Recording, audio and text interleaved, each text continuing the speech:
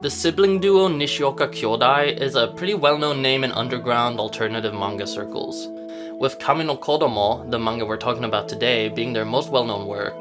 In its short 11 chapters, a sociopath recalls his life story from his very birth, setting the tone with the grim and vulgar words, "I was born from my mother's asshole," to his time as a serial killer in elementary school, to finally becoming a full-fledged cult leader.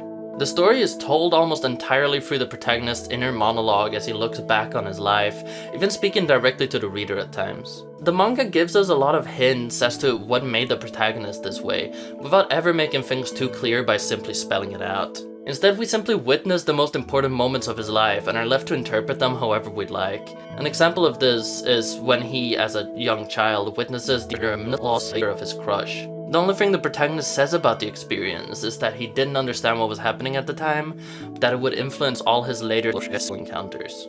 Most of these encounters, as we find out later in the book, are with other boys, so we could interpret his previous statement as meaning that this experience turned him off from women, but it could also be that the experience awakened a sort of in him, on top of his already apparent violent urges and lack of empathy.